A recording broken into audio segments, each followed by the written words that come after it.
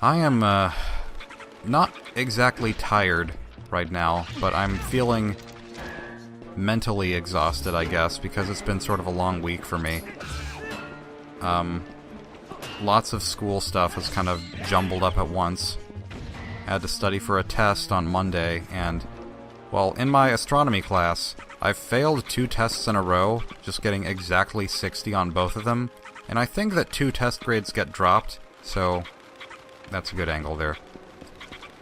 So, it shouldn't matter as long as I do well on all the other tests, but I figured, well, shoot, if I don't do well on this next test, then I might as well just say goodbye to my grades. I don't really have that great of a hope of recovering. And, of course, this especially stressed me out because it was said to be the hardest test of the semester, so of course I'm like, well, good. That's my favorite. I did well on the test, I got a 90, but in a way that's kind of disappointing to me because it's a 20-question test, so I should have known 20 answers. That's not that many to know.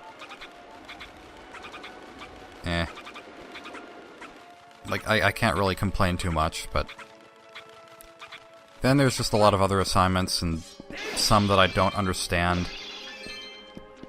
And trying to, like, progress this Let's Play, I haven't been getting as much sleep, which, that's entirely on me, that's my fault, but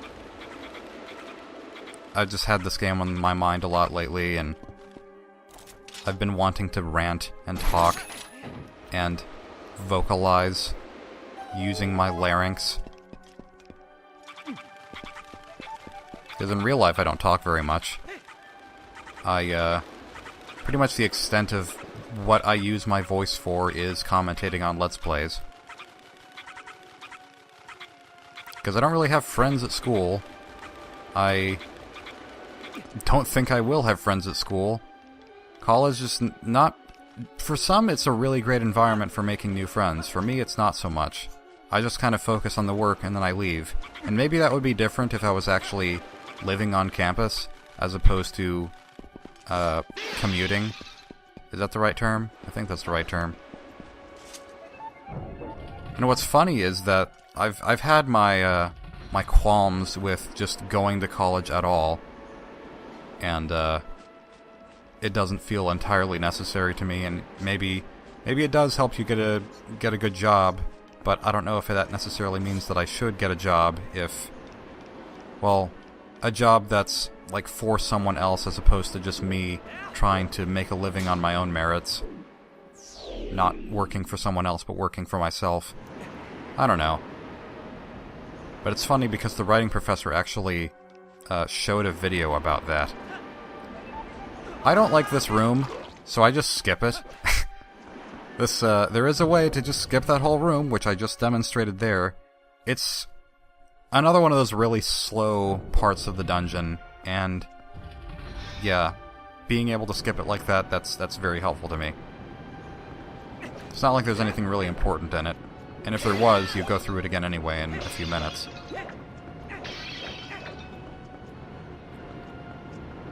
Also, you have to love Link's hat.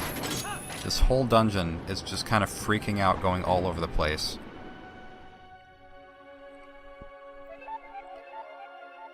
And the satisfaction of having the fan blades match up perfectly with whatever you would call those, the supports on the fan. Oh no, a mini-boss, which I also don't like very much. Man, what do I like about this dungeon? I have so many complaints about it, which is weird because I don't have anything much to complain about it while I'm playing. At least if I'm playing on my own time and I'm not trying to commentate over it, I don't really mind the dungeon very much. It just has its own little inconveniences that I guess I like to point out because they're there and they exist. The way that the fans matched up with the supports, that was making me think of how in Bomberman 64, if anyone knows that game, in the third Green Garden level, you have to chase around this bird that keeps moving the diamonds that you need to collect. And there's one point near the end of the level where the bird carries the diamond through these, like, outcroppings of a building, and one of the holes that it goes through is perfectly square-shaped, and the diamond perfectly matches that square hole as it goes through, and it's just really nice because the diamond's rotating, and little things like that, they're satisfying. I mainly don't like this mini-boss very much because there's a lot of waiting. Because there's so much waiting in Ocarina. There's some waiting in this game too. A lot of the time, you can kind of choose the pace of every fight. And in this one you can too, if you use the shield attack very carefully, but it's not the easiest thing to do. Kaplooey. Link, do you have to be fancy every time you sheath your sword? One of these days you're just gonna cut your nose off. Because as we all know, he has the biggest nose. He doesn't really have a big nose, but I know that in the original Legend of Zelda for the NES, he has a frickin' ridiculously long Pinocchio schnoz. Now I have things to say about this item. It's a claw shot! Another one! We had a claw shot, now we have another one. These are apparently the only two that exist in the whole universe.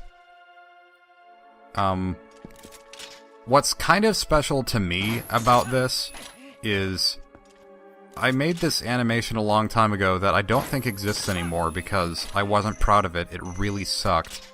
And it was based on the real Legend of Zelda series on Newgrounds by Granfalloon. Which, yeah, and I kind of hate this. You have to hit that vine just right. You have to make sure that Link can keep his legs on the wall, or else it won't work.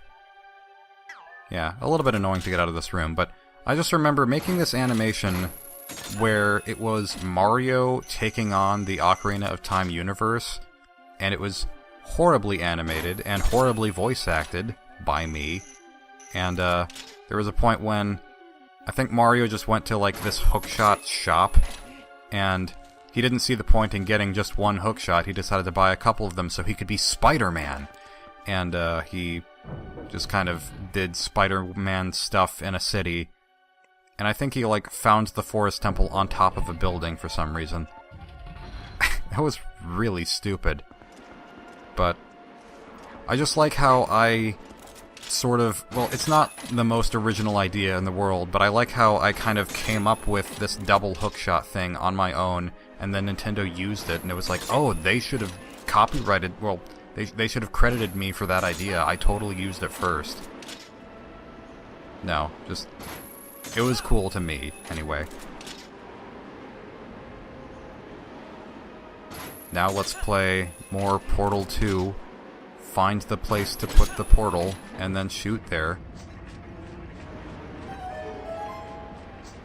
The first Portal is one of those games that I would consider a 10 out of 10. Even though it's not my favorite, I don't really feel like it could be done much better than it is. Portal 2, on the other hand, which seems to be more of the favorite for most people, like that's kind of the impression that I get, at least. Because people find more gameplay in Portal 2. They get more longevity out of it from like custom maps and the co-op and stuff like that, maybe. I'm not really sure why people prefer it, but I think that its slower moments and how long it goes on without really a whole lot happening kind of make the first one... It makes for a better case of the first one being the better game, in my opinion. And into the bright white light. Because outdoors are always indicated by bright white lights in video games.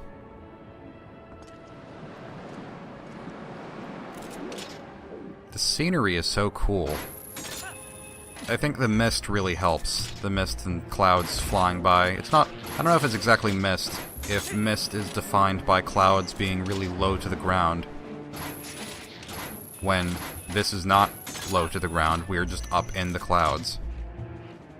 course, maybe mist is just defined by particles that make up a cloudy haze, and it doesn't necessarily determine where that is. Word, sentence, structure. Already used that. Now we can head across... No, is that where we need to go? I don't actually remember. Everything in this temple kind of looks the same, but I guess, well, usually I would say with Zelda games, you don't really need the map to know where you're going, but I use the map all the time anyway, and that might be why I think that you don't need the map to go everywhere, because I don't really notice it there. Which, I've also, like, watching videos back, I realized that I always have the Hyrule Field map out whenever I'm going through Hyrule Field, and it's this gigantic map, and I have no reason to have that on the screen whenever I'm playing the game because it's kind of distracting, but I always use it because it's helpful to know which direction you're going. I think I was gonna say the haze, though. It makes me think of I think it's called I don't know if the level itself is called Jib Jig, or if that's just the name of the music in the level. But whatever the second level of Donkey Kong Country 2 is. Because it's just, you go up the planks of a ship. I don't think it's planks. You go up a ship, and there's these clouds blowing all over the place, every direction. And it's just very pretty, and it has this light, slightly not somber tone, but it has an atmosphere that I like, and this temple reminds me of that. More Portal 2 moments. Hooray! Specifically thinking of the abandoned Aperture Science Labs, which it took me a long time after playing the game to discover that aperture means that thing on a camera. Like, the aperture logo is just the shape of that part of a camera. That, I guess, it's either maybe not the lens, but it's the part that focuses the lens. So now I know, and knowing is half the battle. I think I learned that from the Dictionary.com Twitter account. And I retweeted it. And then it got retweeted a whole bunch more because it's a word that everyone associates with Portal.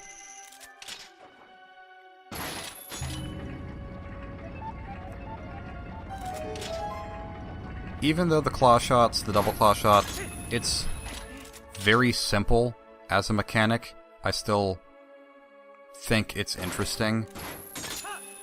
There probably could have been more done with it than has been done with this temple. And I know that they brought the double claw shots back in Skyward Sword. I don't think they were used all that differently in that one.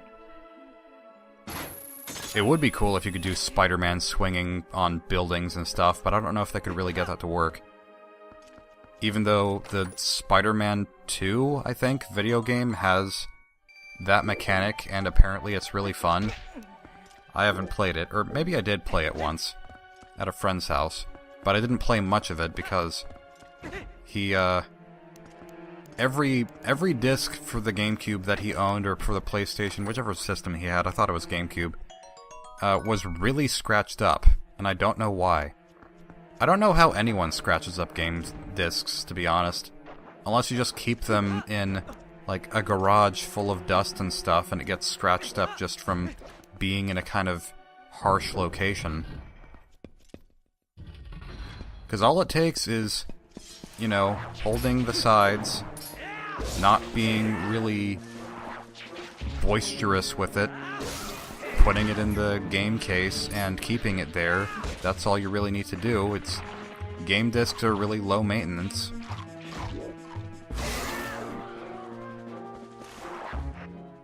And I think I've mentioned this already, but these, toothy plant things, the way that they look, it looks very much like whenever you take your lower lip and just kind of twist it outwards. Except in a circle, and that's kind of weird to me. This, I don't know if this is one of my favorite rooms or one of my least favorite rooms. Which is a weird thing to say. It's just hard to tell because it's... I don't know. I don't mind going through it that much, but... No, I don't have any idea what my opinion of this room is. It's a little bit troublesome to get through because it doesn't seem like there's any way to get back up if you latch onto that one claw shot target and then go to the kudzu. If you fall then, I don't know if there's really a way to get back up without refreshing the room. So it's kind of weird that there's just... Well, I guess a few rooms in this dungeon, because of the platforms that fall, just don't have a way of recovery unless you die and get back. Although I do like this part. Just falls and dies. You can make that happen every time. Feels a little bit pointless that there are these supposedly treacherous-looking precipices that are really thin, and yet I think if you run on them, you automatically, like, drop but grab onto the ledge, so there's not actually any danger. Mosey on over here. Troll plant. And we got a piece of heart! Hooray.